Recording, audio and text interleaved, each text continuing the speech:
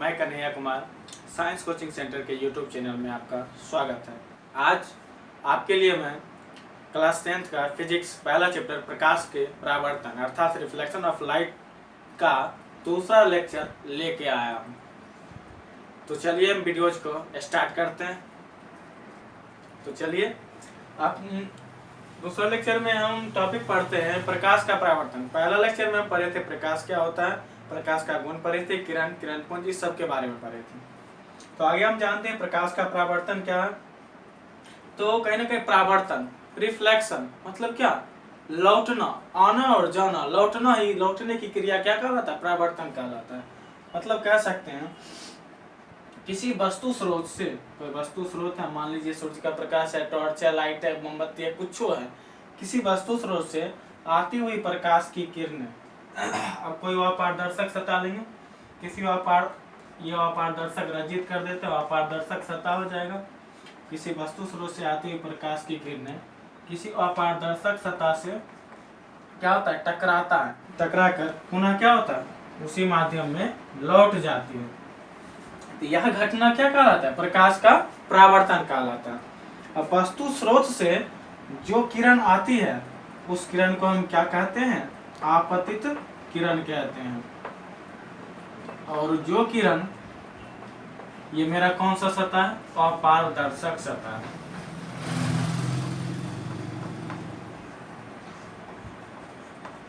अब जो किरण टकराकर, अपारदर्शक सतह से टकराकर जो किरण लौट जाती है उसे क्या कहते हैं, परावर्तित किरण कहते हैं।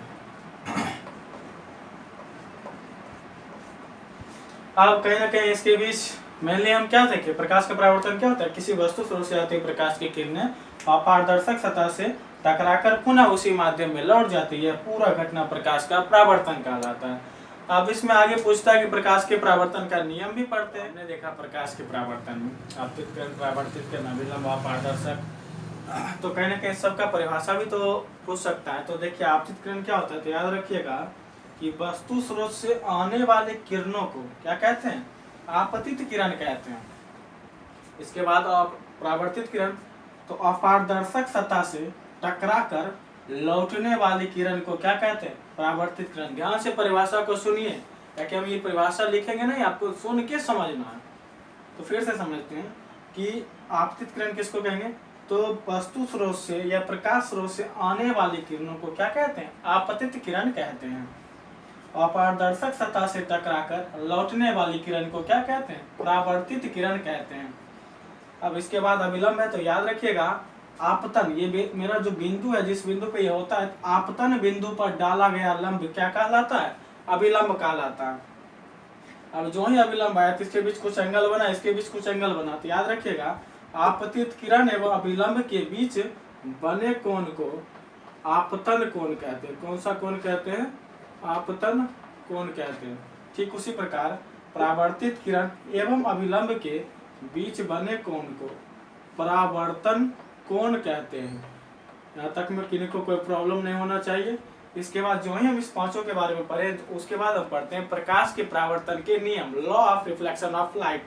तो पहला नियम आपके सामने है कि आपतित किरण, परावर्तित किरण एवं अभिलंब तीनों देखिए क्या एक ही तल में है, एक ही बिंदु में है। ये पहला नियम हुआ। इसके बाद दूसरा लॉ है कि आपतन कोण हमेशा परावर्तन कोण के बराबर होता है, अर्थात साइन कोण एंगल आई बराबर एंगल आर। हमेशा याद रखिएगा 30 डिग्री से आएगा तो 30 डिग्री से जाएगा भी, मतलब जितना आपतन कोण का मान होगा उतना ही परावर्तन कोण का मान होगा। ये था आपका प्रकाश का परावर्तन। अगला टॉपिक हम देखते हैं कि प्रतिबिंब। मेरा अगला टॉपिक क्या है, प्रतिबिंब अर्थात फोटो या इमेज, इसी को फोटो कहते हैं। तो कहीं ना कहीं किसी कोई भी ऑब्जेक्ट होगा, वस्तु होगा, उसका फोटो कैसे बनेगा, प्रतिबिंब कैसे बनेगा। तो क्या कहता है, या तो फोटो कहाँ बनेगा, आईना में बनेगा। आईना मतलब कि दर्पण। तो कह सकते हैं किसी वस्तु स्रोत से प्रधान अक्ष के समांतर आती हुई प्रकाश की किरणें दर्पण से, मतलब कहीं एक दर्पण है और यहाँ से ये मेरा क्या है, प्रधान अक्ष या मुख्य अक्ष, ये मेरा ध्रुव हुआ। प्रधान अक्ष के समांतर क्या, कोई वस्तु आएगा, ऑब्जेक्ट आएगा, प्रधान अक्ष के समांतर आती हुई प्रकाश की किरणें दर्पण से क्या, परावर्तन मतलब क्या, लौटता है, टकराकर जब लौटता है तो लौटने के पश्चात प्रधान अक्ष के जिस बिंदु पर मिलता है इस बिंदु पे मिल रहा है, यह जो बिंदु होगा इस वस्तु के लिए क्या कहलाएगा, इमेज कहलाएगा।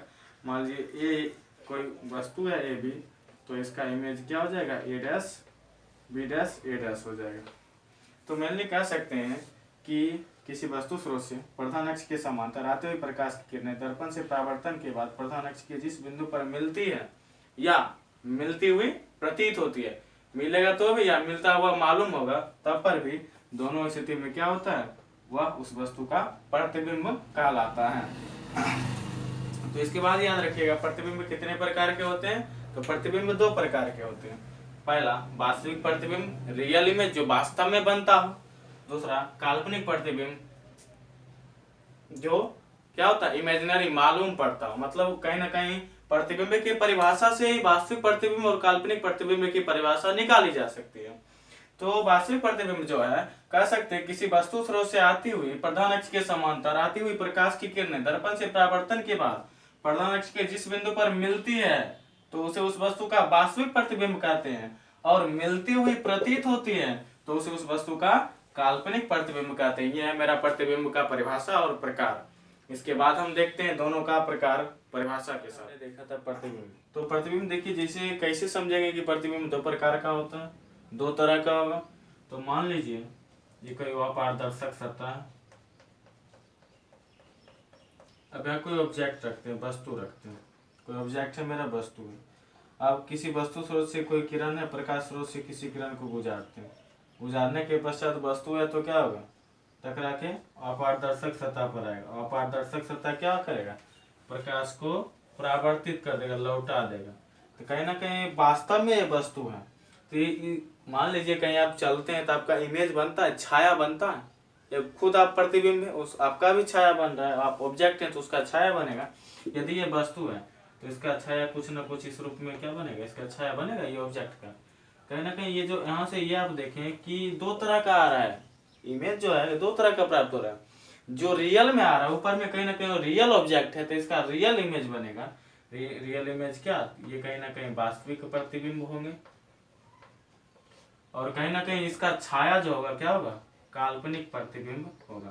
तो मेनली आप यहाँ से कह सकते हैं कि प्रतिबिंब कितने प्रकार के होते हैं, दो प्रकार के, वास्तविक प्रतिबिंब और काल्पनिक प्रतिबिंब। तो वास्तविक प्रतिबिंब किसको कहते हैं, तो पहला चलते हैं वास्तविक प्रतिबिंब पढ़ते हैं। किसी वस्तु स्रोत से प्रधान अक्ष के समांतर आते हुए प्रकाश की किरणें दर्पण से परावर्तन के बाद क्या होता है, प्रधान अक्ष के जिस बिंदु पर वास्तव में मिलती है, काल्पनिक में याद रखिएगा मिलती हुई प्रतीत होती है, वास्तविक में मिलती है तो उस वस्तु का क्या कहते हैं, प्रतिबिंब कहते हैं। ऑब्जेक्टिव में याद रखिएगा, बिहार बोर्ड में कोई पूछता है ऑब्जेक्टिव में, तो पहला पॉइंट ये याद रखिएगा कि जब भी कहे वास्तविक तो हमेशा समझिएगा इमेज जो बनेगा उल्टा। देखिए वास्तविक है, इसका इमेज क्या बन रहा है, उल्टा बन रहा है। मतलब कह सकते हैं वास्तविक प्रतिबिंब हमेशा क्या होता है, उल्टा होता है। दूसरा क्या, दूसरा ये काफी इंपॉर्टेंट पॉइंट रहेंगे कि पूछता है बिहार बोर्ड में कि किस प्रकार के प्रतिबिंब को पर्दे पर उतारा जाता है। तो याद रखिएगा वास्तविक प्रतिबिंब को पर्दे पर उतारा जा सकता है। इसके बाद देखते हैं काल्पनिक प्रतिबिंब। मेरे सामने है दूसरा प्रकार की काल्पनिक प्रतिबिंब। तो काल्पनिक प्रतिबिंब किसको कहते हैं, तभी तुरंत देखें वास्तविक में क्या होता था, वास्तव में मिलता था। काल्पनिक मतलब क्या, मिलेगा नहीं, मतलब मिलता हुआ प्रतीत होगा।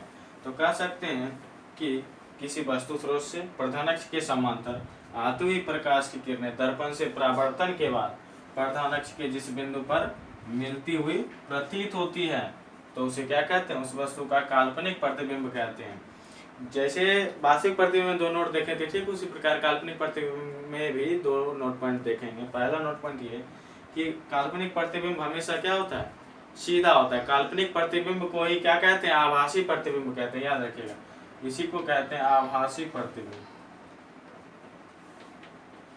आभासी प्रतिबिंब। तो पहला पॉइंट ये, काल्पनिक प्रतिबिंब हमेशा सीधा होता है, सीधा रहेगा। दूसरा पॉइंट ये कि काल्पनिक प्रतिबिंब को पर्दे पर उतारा नहीं जाता है, केवल और केवल किसको, वास्तविक प्रतिबिंब को पर्दे पर उतारा जाता था। ये था मेरा प्रतिबिंब। इसके बाद हम पढ़ते हैं दर्पण। के बाद हम देखते हैं दर्पण, मिरर। तो दर्पण हम किसको कहते हैं, तो दर्पण जो है मिरर अर्थात आईना कह सकते हैं। आईना मतलब जिसमें हम वस्तु का प्रतिबिंब देखते हैं, तो कह सकते हैं वह परावर्तन, दर्पण जो है वैसा परावर्तक सतह है, वह परावर्तक सतह है जो क्या करता है, प्रकाश का परावर्तन नियमित या निश्चित नियमों के अनुसार, या कह सकते हैं नियमित या रेगुलर रूप से करता है, तो उसे क्या कहते हैं, दर्पण कहते हैं। जैसे समझिए कि कह सकते हैं कि कभी कभार नोट में पूछता है, याद रखिएगा कि सभी दर्पण जो होते हैं परावर्तक सतह होते हैं, लेकिन सभी परावर्तक सतह दर्पण नहीं होते हैं। जैसा कि यहाँ देखिए, आपके सामने कहने का मतलब यह है कि सभी दर्पण परावर्तक, मतलब जितना भी दर्पण होगा सब में कहीं ना कहीं परावर्तक सतह होगा, लेकिन जहां परावर्तक सतह होगा यह निश्चित नहीं है कि वह दर्पण होगा। जैसे आपके सामने बोर्ड है, स्क्रीन पर बोर्ड है, बोर्ड यह भी परावर्तक सतह है, लेकिन क्या दर्पण है, आईना है, नहीं है। तो कहने का मतलब जिसे दूसरे सेंस के अनुसार एग्जाम्पल में समझते हैं कि सभी, मान लीजिए स्मार्टफोन है, सभी स्मार्टफोन मोबाइल होते हैं, मगर सभी मोबाइल स्मार्टफोन नहीं होते हैं। या दूसरा एग्जांपल ले लीजिए, सभी नेता जो होते हैं, सभी नेता मनुष्य होते हैं, सभी नेता मनुष्य होते हैं। कहीं का भी नेता हो, कहीं का भी लीडर जो होगा, नेता होगा, आदमी न होगा, जानवर तो नेता नहीं ना बनता, आदमी बनता है। सभी नेता मनुष्य होते हैं, लेकिन सभी मनुष्य नेता होता है? देखते हैं गांव में कितना न मनुष्य होगा, बहुत सारा आदमी होगा, सब नेता होता है? नहीं होता है। बस अंतर यही, आपको कहने का मतलब सेंस ये समझाना है हमको कि सभी दर्पण परावर्तक सतह होते हैं, लेकिन सभी परावर्तक सतह दर्पण नहीं होते हैं। ये था आपका दर्पण। इसके बाद हम पढ़ते हैं कि नोट में और पॉइंट याद रखिएगा कि दर्पण जो होता है प्रकाश का अवशोषण नहीं करता, मतलब एब्जॉर्ब नहीं करता है, प्रकाश को अवशोषण नहीं करता है।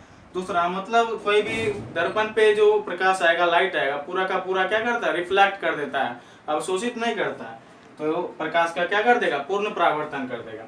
इसके बाद पढ़ते हैं दर्पण के प्रकार। दर्पण कितने प्रकार के होते हैं? तो दर्पण 3 प्रकार के होते हैं। दर्पण कितने प्रकार के होते हैं? 3 प्रकार के होते हैं। पहला समतल दर्पण, प्लेन मिरर। दूसरा गोलीय दर्पण, स्फेरिकल मिरर। तीसरा पारबोलिक दर्पण, पैराबोलिक मिरर।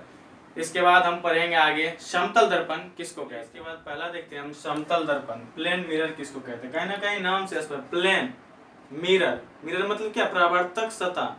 प्लेन मतलब जिसका परावर्तक सतह क्या हो, प्लेन हो, मतलब वैसा दर्पण जिसका परावर्तक सतह समतल हो। देखिए समतल लिख लीजिएगा। वैसा दर्पण जिसका परावर्तक सतह समतल होता है तो उसे क्या कहते हैं, समतल दर्पण कहते हैं। जैसे देखिए परावर्तक सतह किसको कहेंगे, कोई भी है, अब रजित किया हुआ, तो रजित क्या हुआ, निचला भाग नहीं होता, रजित किया हुआ जो होगा, जो भाग रजित करके बचेगा, अर्थात ऊपर मतलब ऊपर वाला जो भाग है क्या है मेरा, परावर्तक सतह। और परावर्तक सतह पूरा क्या है, प्लेन है, तो उसे क्या कहेंगे, प्लेन मिरर, समतल दर्पण कहते हैं। अब समतल दर्पण किसको कहते हैं तो पढ़ लिए। अब इसमें कुछ प्रॉपर्टीज होता है जो आपको ऑब्जेक्टिव में काम देगा बिहार बोर्ड में। तो पहला प्रॉपर्टीज है, आप देखते हैं समतल दर्पण के महत्वपूर्ण गुण, important properties of plane mirror. तो पहला गुण है मेरे सामने कि समतल दर्पण में प्रतिबिंब हमेशा क्या होता है, याद रखिए, काल्पनिक मतलब सीधा। काल्पनिक होगा तो सीधा होगा, वास्तविक होगा तो उल्टा होगा। समतल दर्पण में प्रतिबिंब हमेशा क्या होता है, काल्पनिक होता है, मतलब सीधा बनता है। कोई दिक्कत? पहला पॉइंट नो। दूसरा पॉइंट जो आपके पास कि समतल दर्पण की फोकस दूरी पूछता है, बार बार याद रखिएगा। समतल दर्पण की फोकस दूरी जो होती है क्या होती है, अनंत होती है, अनंत होती है। अर्थात कह सकते हैं एफ जो होता है, फोकस दूरी जो होता है, इन्फिनिटिव होता है। जब फोकस दूरी इन्फिनिटिव होता है तो आगे आप देखते हैं तीसरा पॉइंट, वक्रता त्रिज्या भी इन्फिनिटिव होना चाहिए। तो तीसरा पॉइंट देखते हैं। इसके बाद तीसरा गुण है मेरे पास कि समतल दर्पण की वक्रता त्रिज्या क्या होती है, अनंत होती है। अब तुरंत पढ़े, फोकस दूरी अनंत है तो आप जानते हैं फोकस दूरी जब अनंत होती है तो वक्रता त्रिज्या अर्थात r बराबर क्या होता है, 2f होता है। अर्थात फोकस दूरी अब क्या होगा, समतल दर्पण में अनंत होगा, मतलब 2 इंटू इन्फिनिटिव।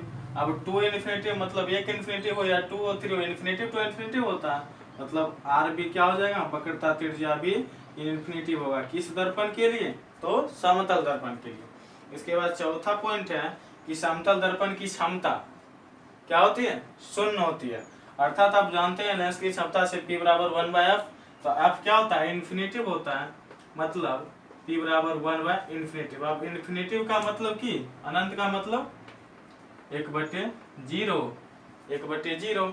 अब यहाँ देखिए 1/0 होता है मेनली क्या, 1/इन्फिनिटिव मतलब 1/0, 0 ऊपर जाएगा, P बराबर क्या हो जाएगा 0/1। मतलब मेनली कह सकते हैं P बराबर 0/1 मतलब क्या 0। मतलब समतल दर्पण की क्षमता क्या होती है 0 होती है। इसके बाद 5वां पॉइंट देखते हैं। तो आगे 5वां गुण देखते हैं कि समतल दर्पण में प्रतिबिंब की दूरी वस्तु की दूरी के क्या होती बराबर होती। मतलब मान लीजिए यदि आईना है, जितना पीछे हम खड़ा है, मेरा इमेज भी आईना के उतना पीछे ही बनता हुआ मालूम पड़ता है, प्रतीत होता है। मतलब कह सकते हैं दर्पण प्रतिबिंब की दूरी जो है वस्तु की दूरी के बराबर होता है। ये किस दर्पण में समतल दर्पण में। इसके बाद लास्ट एवं छठा गुण है कि समतल, काफी इंपॉर्टेंट होगा समझिएगा, समतल दर्पण में किसी वस्तु का पूरा, मतलब मान लीजिए कोई वस्तु है, अपना पूरा प्रतिबिंब देखने के लिए दर्पण की न्यूनतम लंबाई मनुष्य की लंबाई की क्या होनी चाहिए आधी होनी चाहिए। मान लीजिए यदि हम 6 फुट का है, कोई व्यक्ति है 6 फीट का है, 6 फुट का व्यक्ति है, अब अपना पूरा इमेज देखना चाहता है दर्पण में, तो अपना पूरा इमेज देखने के लिए कहीं ना कहीं दर्पण कितना होना चाहिए आधा, मतलब 3 फुट का। कम से कम दर्पण जो होगा मिरर 3 फुट का होगा, तब जाके वो व्यक्ति क्या होगा अपना पूरा इमेज देख सकता है। मतलब कह सकते हैं कि समतल दर्पण में किसी वस्तु का प्रतिबिंब क्या होगा देखने के लिए दर्पण की न्यूनतम लंबाई वस्तु के लंबाई की क्या होनी चाहिए आधी होनी चाहिए। यह था आपका छठा पॉइंट। तो यहाँ से आपका समतल दर्पण खत्म होता है। तो आई होप दैट कि ये वीडियो, मुझे उम्मीद है कि ये वीडियो आपको अच्छी लगी होगी। इस वीडियो को लाइक करें, कमेंट करें एवं अपने दोस्तों के साथ शेयर करें। यदि आप इस चैनल पर नए हो तो इस चैनल को सब्सक्राइब करें, साथ ही बेल आइकन को दबाएं, ताकि जब भी मेरा अगला वीडियो अपलोड हो नोटिफिकेशन सबसे पहले आपको प्राप्त हो। बस आज के लिए इतना ही। तो अगले दिन मिलेंगे अगले लेक्चर के साथ। थैंक्स।